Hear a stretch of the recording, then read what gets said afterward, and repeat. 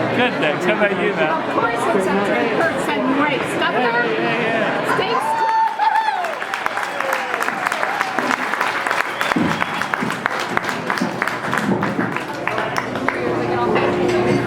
I asked the gentleman to my right, I said, who's introducing me? He said, beats the hell out of me. Hi, Governor O'Malley. How are you, Iowa?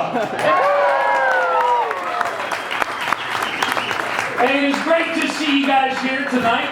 And there's a whole lot of other people who are trying to get in, but we hit capacity. Capacity is exactly what you want to hit the week before the Iowa caucus, isn't it?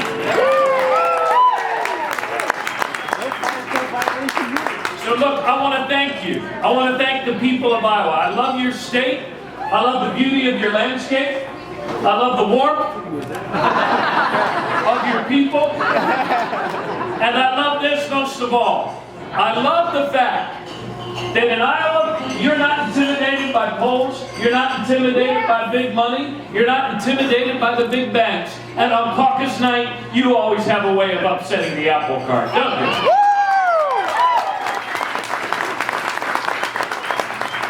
And with three of us in this Democratic Party, there's only one of us who can still upset the apple cart. So look, I need your help. This is not an ordinary time in our country's history. When the leader of the Republican parties, the guy who's in the forefront of the Republican Party is a man who makes increasingly more racist, fascist appeals, who says outrageous things like if he shot someone on Fifth Avenue, his poll numbers still wouldn't go down. This should tell all of us, that this is no ordinary campaign year. And we're not going to beat the anger, the meanness, the fear, and the loathing by answering in kind. No. Instead, we're going to speak to the goodness within our country. We're going to speak to the attitudes, especially of young Americans under 30, who understand. Because I've now traveled all over this country of yours, and you will rarely find among young people under 30, young Americans who think that climate change isn't real. You'll rarely find young Americans who want to slam America's door in the face of refugees fleeing genocide. And you'll rarely find among young people those who want to bash new American immigrants or deny rights to gay couples or their kids. So all of this tells me we're actually moving to a much more connected, a much more generous, and a much more compassionate place. And you have the opportunity here, Iowa, to do that which you do best. Because I didn't come here to praise you, I came here to challenge you. I've challenged you to lift up a new leader. You've done it before. You did it 8 years ago. And our country is the better for it. 8 years ago, our nation was this close to being plunged into a second Great Depression because of recklessness and greed on Wall Street. And you brought forward a new leader in Barack Obama. And now our country is doing better. 2 years in a row of the best job growth we've had since the 1990s because of Barack Obama.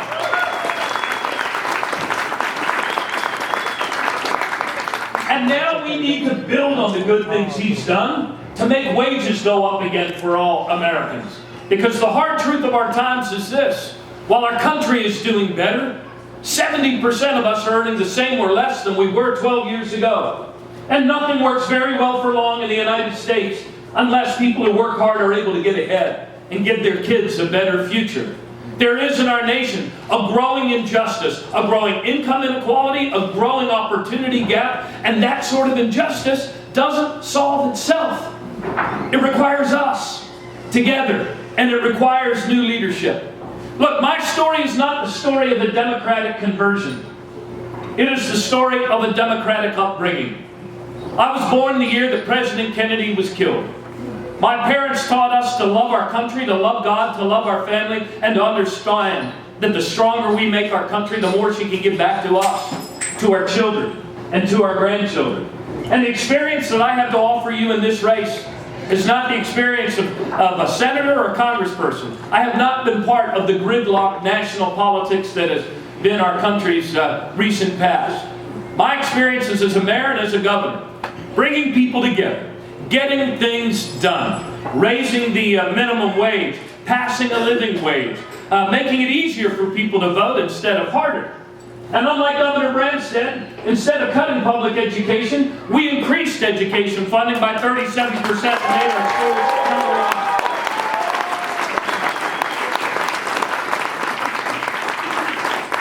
And we did some other radical, crazy things too. We went 4 years in a row without a penny's increase to college tuition. We made it easier for people to vote instead of harder for people to vote. We passed marriage equality. We passed the DREAM Act. And when all of those kids were slaughtered in that Connecticut classroom, I brought my state together to pass comprehensive gun safety legislation with a ban on combat assault weapons.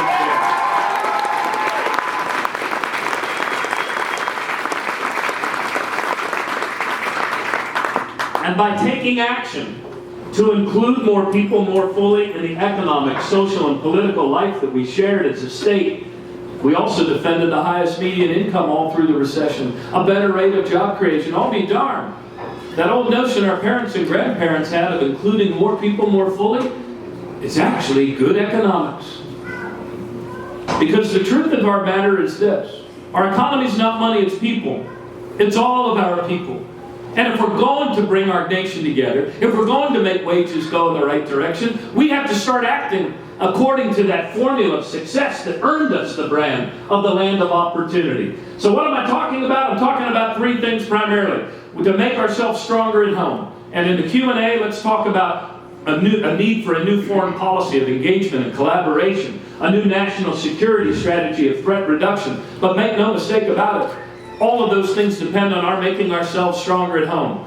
And this is how we do it: by restoring common sense wage and labor policies that actually allow people to earn more as they work hard.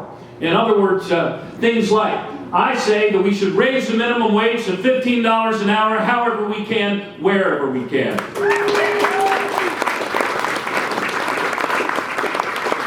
We should pay overtime pay for overtime work. And we should make real the long-deferred promise of equal pay for equal work for men and women.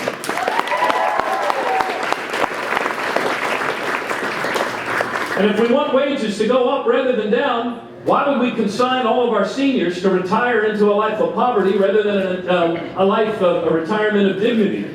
We shouldn't scrap Social Security, no. We need to expand Social Security, and I put forward a plan to do that and increase average benefits.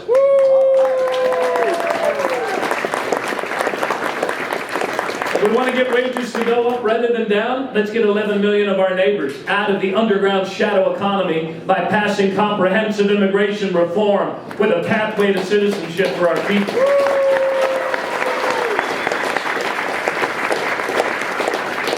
Secondly, no nation ever built up generational prosperity and gave their kids a better future by locking cash in a closet. We are Americans. We make investments that pay a dividend and a return over the generations. What are some of those things? The investments we make in research and development, human solutions to human problems, infrastructure, transportation, the water and wastewater infrastructure that connects us to the other living systems of this earth. And we also make investments in every generation to educate our children at higher and better levels, right? Look, my dad went to college on a GI Bill. He flew 33 missions over Japan, and because of a far-seeing and generous nation, he was able to go to college. My daughters went to college on a mountain of bills. Their mother and I were very proud of them on graduation day. And we're going to be proud every month for the rest of our natural lives. You gotta laugh because it hurts too much to cry. But it doesn't need to be this way. And that is why among the 15 strategic goals I've laid out to move our country forward and restore the truth of the American dream that we share, one of those goals is the plan I put forward to create a debt-free college option again for all American families.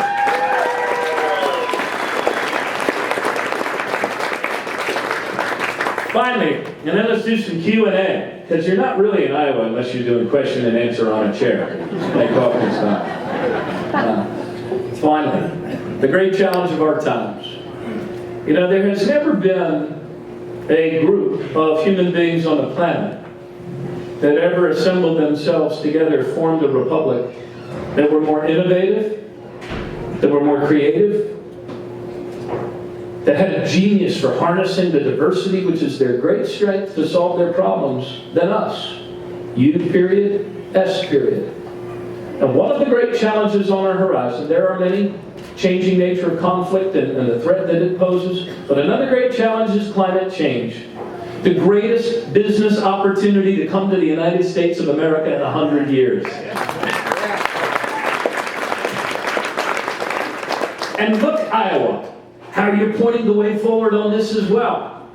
30 to 35% of your energy now comes from clean Iowa wind. And it wasn't there just 15 years ago. And that's without your national government even breaking a sweat. You employ 5,000 people in the new wind industry, and you know what the great thing is about those big component parts you see rumbling down I-80 and other highways? They're too damn big for it to make any sense to import them from China. So most of them have to get built here.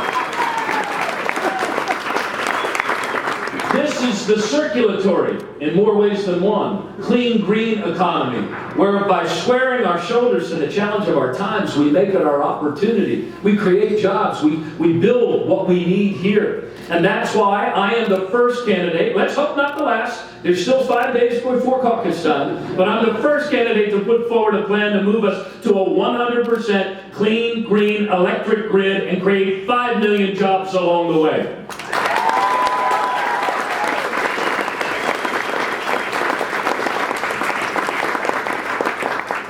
These are the ambitions that are worthy of a truly great people. And we are a truly great people. Some of the others that I put forward, things like making national service an option for every kid in America so that they can earn additional Pell Grant grants and be able to give back to their country in public service in some way, public health, environmental restoration, eradicating childhood hunger in the next 5 years. No child in our country should go to bed and wake up every single night and day hungry. We have the ability to cut gun deaths in half in our country. We're the only nation on the planet that has this problem, and it won't go away by pretending that we don't have it. We have the ability to cut in half the number of Americans who kill themselves from drug overdose deaths. Look, we are all in this together.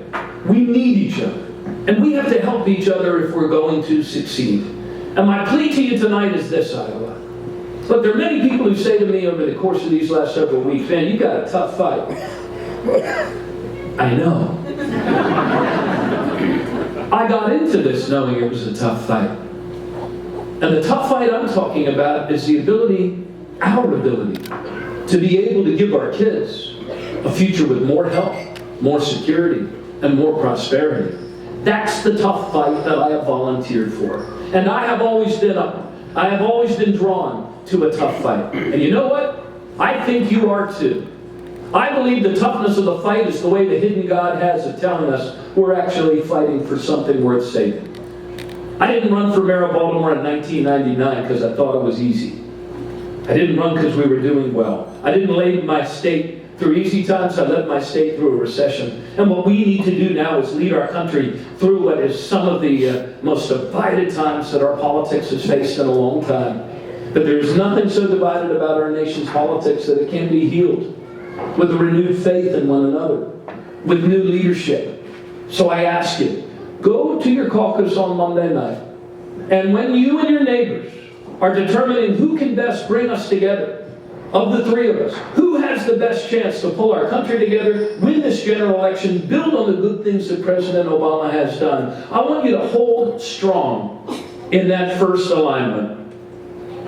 When people split into their corners, I want you to hold strong. Not just for me.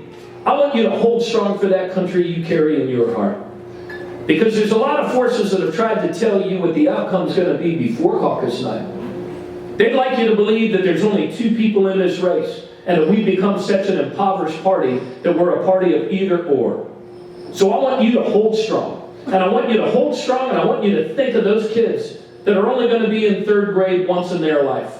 And I want you to hold strong for them and lift me up to viability in that second realignment. I want you to hold strong for that mom and dad who are working 3 jobs between them and sweating away over the kitchen table figuring out what bills to pay. I want you to hold strong for them. I want you to hold strong for those senior citizens who have given their all for this country and wonder if they're going to have to choose between their food and their medicine. We are a good people. We are a compassionate people. We are a generous people. And we must hold strong to the values that make us Americans. That's what this race is about. That's what each of you have the power to do. And that's what we're going to do when together we hold strong on caucus night and shift the dynamic of this race and point America to the better future that we carry in our hearts. Thank you all very, very much.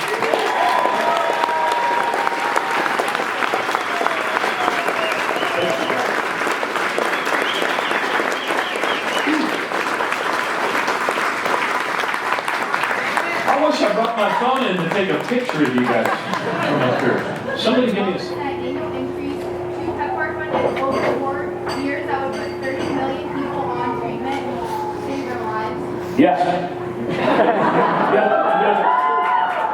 The question was about PEPFAR funding. Look, let's talk a little broader about what I mean when I say we need a new foreign policy of engagement and collaboration with people around the world. There are better ways for America to lead in this world, to collaborate in this world, and to bolster our own security here at home than simply by grabbing for military tools or thinking that we have a mission to go roaming the world to tip over dictators. There are many threats to humanity. AIDS is one of them. Ebola out of Africa is another. And we need what General Martin Dempsey called a whole-of-government approach to these sorts of threats. And so I intend as president to make for the first time the director of USAID a direct presidential report. I intend to dial up sustainable development along with diplomacy so that we can actually lead in this world, because we have to forge new alliances in Africa and in other places that are more nimble, more adaptive, better at seeing threats as they're rising and then taking the actions to mitigate them. Our role in the world is to lead by example the cause of a rising global middle class. We do that primarily here, but for all the talk about weapons of mass destruction that got us into that last war, we need to unleash the American weapons of mass salvation, the cures, the compassion, the American hands in the Peace Corps and other places that can heal this world of ours.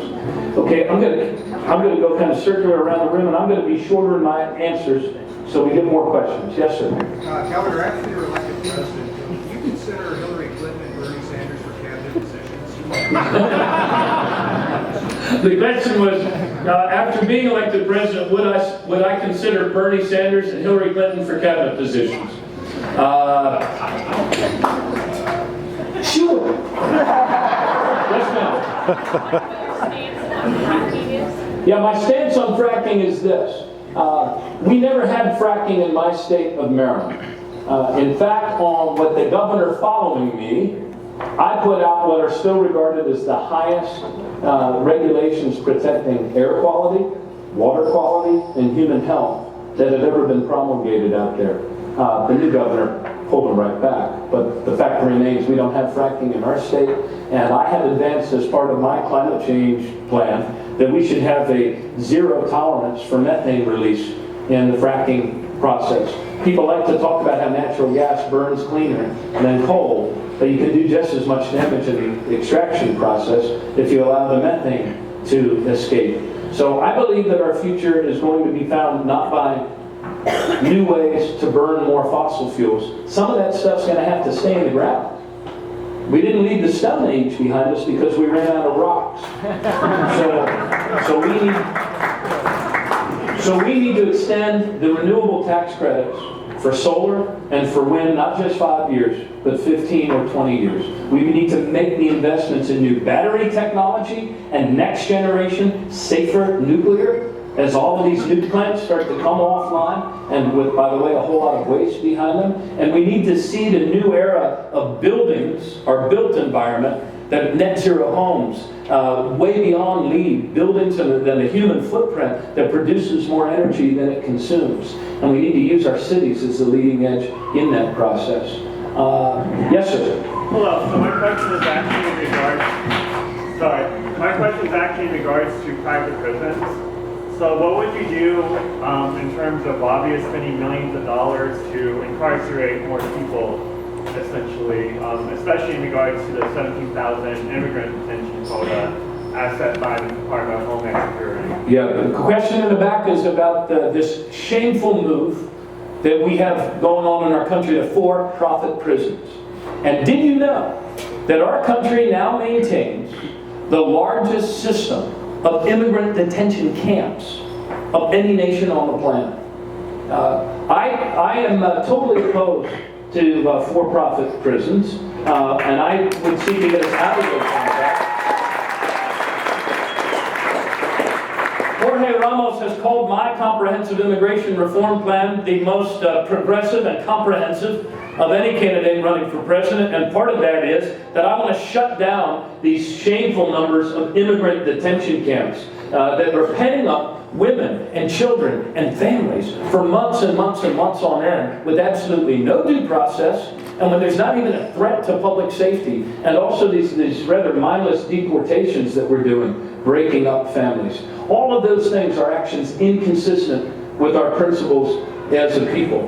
As governor, I drove our incarceration rate down to 20-year lows, at the same time that I drove violent crime down to 30-year lows. There are things that work, that reduce recidivism, that reduce, I also restored voting rights to 52,000 people, and it took me 3 tries, but I repealed the death penalty in our state as well.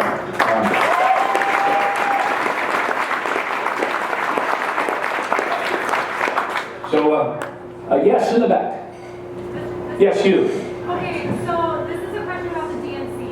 You often talk about your displeasure with the way the DNC is run, and I kind of want to know, would you ever consider being a chairman, and what would you do to rebuild the Democratic Party? After you're president, of course. Yeah, maybe after I'm president, I wouldn't mind giving back to the party. But only if my brother weren't willing to do it.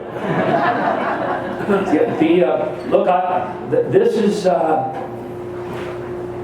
believe we would be much better served as a country if the Democratic Party, instead of its leadership, current leadership, spending so much energy to limit debates and then to hide them on Sunday or Saturday nights when fewest people will watch them, that we would be much better served as a country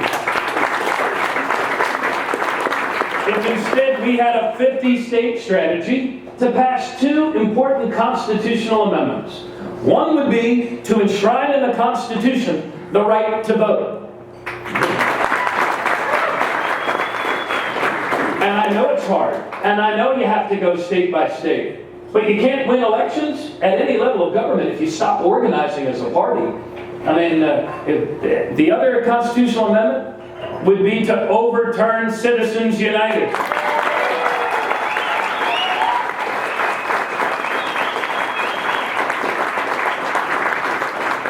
Can you just imagine the debates in Des Moines in your state house? Those would be fun ones to have. When we ask people in the other party, well, why are you voting against a constitutional amendment that would enshrine the right to vote? Why are you voting against a constitutional amendment that says that corporations are not people? I'd like to have those conversations in 50 states. Yes, ma'am. Yeah, I have 2 questions. What would be some of your specifics in your plan to improve Social Security and Medicare issues that are occurring now for seniors? And then also, what specifics do you have in your plan to improve things for current military and veterans? Okay, the question in the back is about Social Security, Medicare, and veterans. Hoorah! Hoorah! So, let me begin with Social Security. I put out a proposal, a plan about 2 months ago, or was it 3, that would raise average benefits by $65 for Social Security, that would scrap the cap on incomes above $250,000. So once you're at $250,000, you start paying back in. And that's on Social Security. Also related to Social Security is a caregiver tax credit. We disproportionately punish as a nation a lot of women who drop out of the workforce in order to raise family or take care of parents. And so I'm seeking to create I plan to create a caregiver credit so that we stop doing that. Let me touch on Medicare very briefly and then veterans. On Medicare, our state has what we call an all-payer system. We have a rate-setting commission that sets the rates that hospitals are able to charge. And we have now moved, thanks to the Affordable Care Act and a waiver from Medicare, we've moved all 46 of our acute care hospitals out of fee-for-service, and we pay them a global payment for all of their Medicare and Medicaid patients, and they're able to share in the savings if they reduce hospital readmissions and keep people well and better coordinate their care. And the New England Journal of Medicine did an article 4 weeks ago, and they said, "Oh, be damned, it actually works." So we saved $110 million for Medicare. We've had a lot of debates about who picks up the tab for rising healthcare costs, but the better question is, what are we paying for? You know, should we keep paying hospitals like they're hotels? Yeah. The more sick bed nights they fill up, the more profitable they are? Or should we put wellness at the center and actually pay to improve wellness? I vote for the wellness.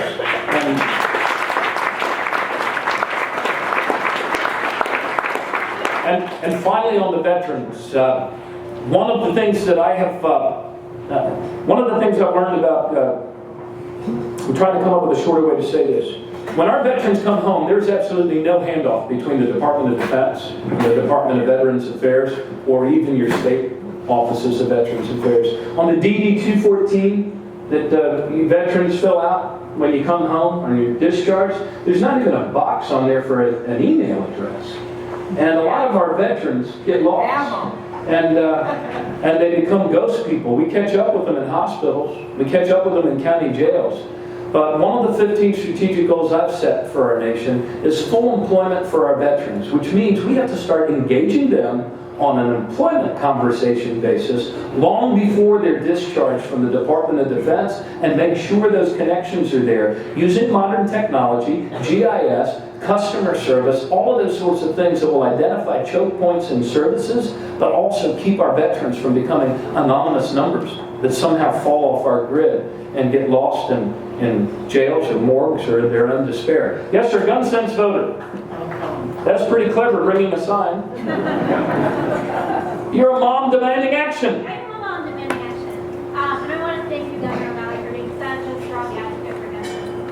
As a mom, it's an issue that concerns me a lot.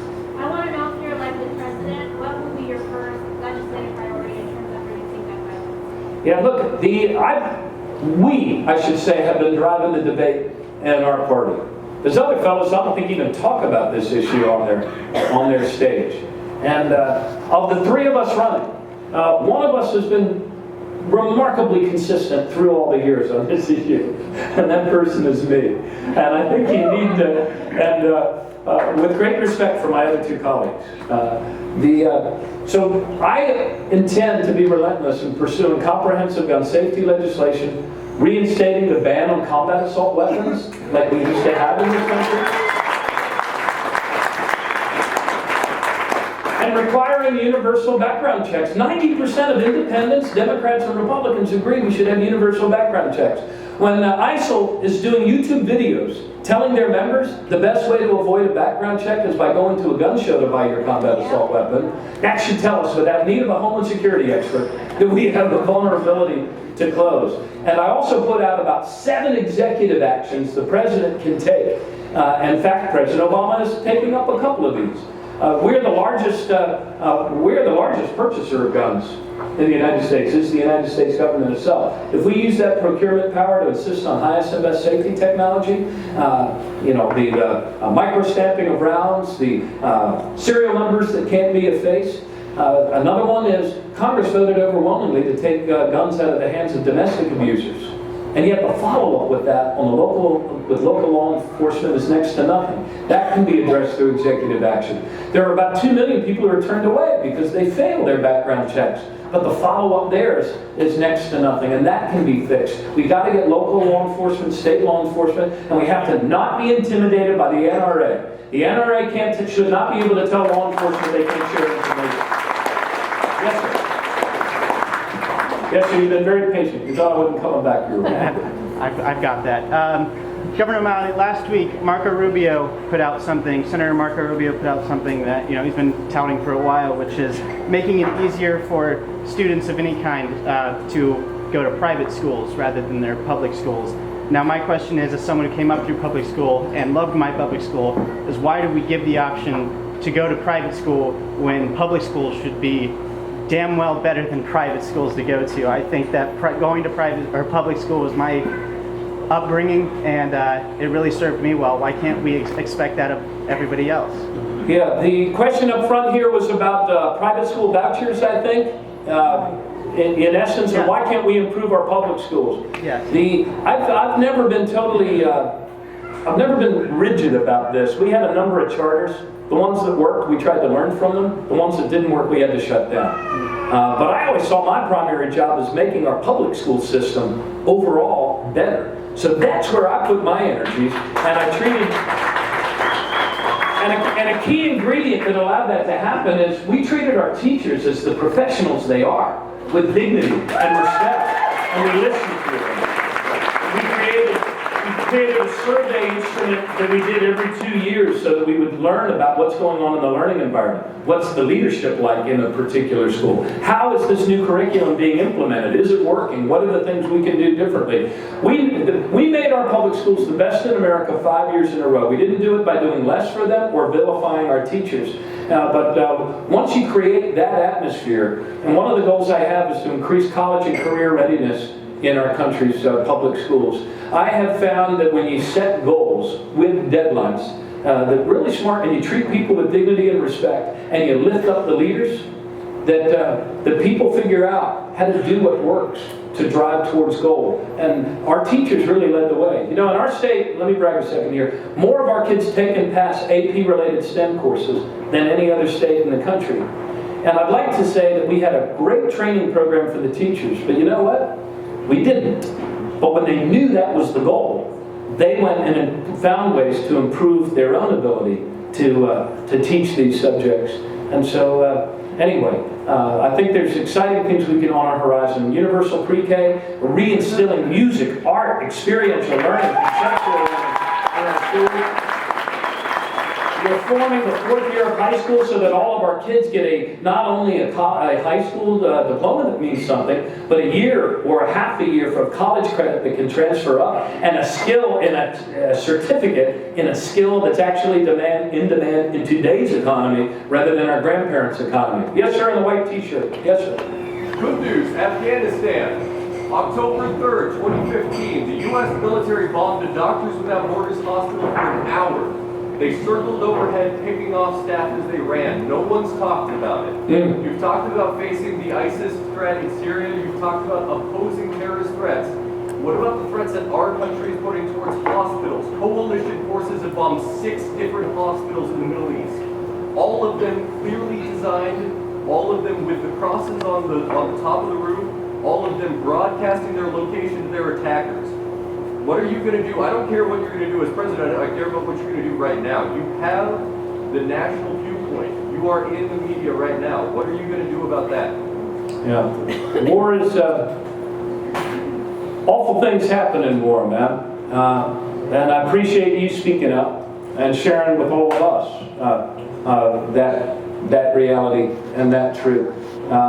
And so look, I'm one human being out here in this race. I'm trying to learn every single day, and I'm in this race for one reason and one reason only, and I'm going to continue to speak truthfully, and I'm going to continue to speak fearlessly, even about the uncomfortable and the ugly truths out there that we need to face as a people. But one of the reasons this is so confounding is that it's very organic. It's very organic. It's after that first alignment that the real training starts. I believe that people of Iowa are actually friends. I think they appreciate the fact that the ground is such a substrate.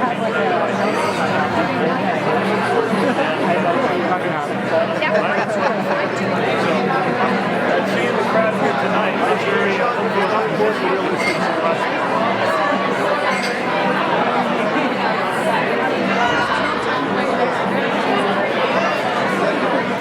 I'm not terribly worried about that. I've been here on other occasions where John. Hey, thank you. What's your name? Tyler. Good man. An independent. attending on caucus night. Come on, caucus. Wait, Tyler, I need you. Lift me over threshold.